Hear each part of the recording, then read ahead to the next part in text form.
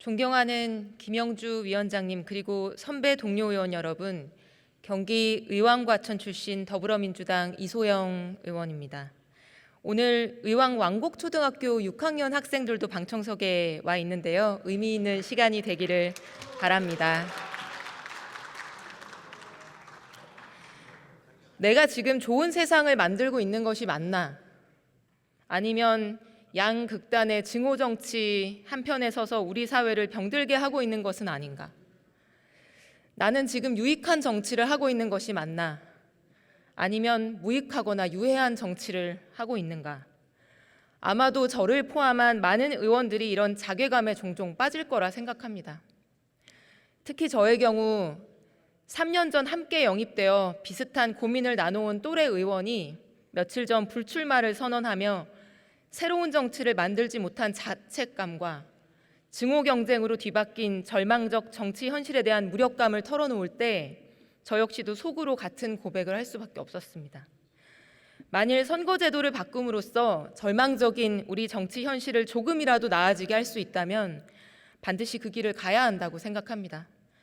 저는 다양한 색깔을 가진 여러 정당들이 국회 안에서 각자의 미래 비전으로 경쟁하고 선택받을 수 있는 선거제도가 우리의 지향점이 되어야 한다고 생각합니다.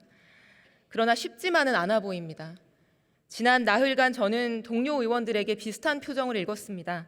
그래, 선거제도 바뀌어야지 공감하면서도 다른 한켠에선 선거 1년 남았는데 제도가 바뀌면 내가 살아남을 수 있을까?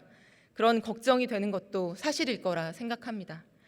국민들도 나흘간을 지켜보며 국회의원들이 과연 자기 선거 앞두고 불이익을 감수할 수 있을까 의구심을 가지고 계실 겁니다. 그러나 만약 100명의 국회의원이 나와서 토론하고 이 많은 논의가 쏟아졌는데도 합의 불발로 아무것도 바꾸지 못한다면 앞으로 국회가 하는 모든 일과 우리가 하는 모든 말은 어떤 신뢰도 얻지 못할 것입니다. 그렇기 때문에 의견이 모아지는 아주 작은 부분만이라도 이번에 꼭 한 걸음을 나아가야 합니다. 지난 나흘간 적어도 두 가지에 대해서는 여야의 넓은 공감대가 확인되었다고 생각합니다. 첫째는 지역 소멸의 위기, 수도권 잠식의 문제를 해결하기 위해 비수도권 대표성을 강화해야 한다는 것이고, 두 번째는 비례대표 제도에 대한 국민 신뢰를 높이는 방향으로 변화가 필요하다는 것이었습니다. 여야가 공통적으로 주장한 이 두 가지 문제에 대해서만큼은 오늘 전원위원회가 끝난 이후에라도 소위원회를 만들어서 반드시 합의를 도출해야 한다고 생각합니다. 끝으로 드리고 싶은 말씀 한 가지는 우리가 주로 지역 불균형에 대해서만 말하고 있는데 극심한 세대 불균형 역시 심각한 문제를 낳을 수 있다는 점입니다. 지금의 20대, 30대 젊은 세대는 기후위기와 ESG 같은 이슈에 매우 민감합니다. 그것이 유행이어서가 아니라 그들의 남은 인생이 기성세대에 비해 훨씬 길기 때문입니다. 기후위기로 인한 재난의 일상화, 저출생으로 인한 공동체 붕괴의 위기, 챗 GPT와 같은 인공지능과 신기술 개발로 인한 노동 소멸과 직업 구조의 변화, 연금의 고갈, 이런 문제들에 대한 체감도가 기성세대와 비교하기 어려울 정도로 높습니다. 우리 21대 국회 개원할 때 기준으로 20대, 30대 의원은 단 13명이었고 50대는 177명, 60대 이상은 72명, 우리나라 39세 이하 인구의 비중은 40%가 넘지만 의회 내 비중은 4%에 불과합니다. 이렇게 세대 균형이 무너진 국회가 우리들이 당면한 미래 이슈, 격변하는 미래 위기들에 잘 대응할 수 있을까요?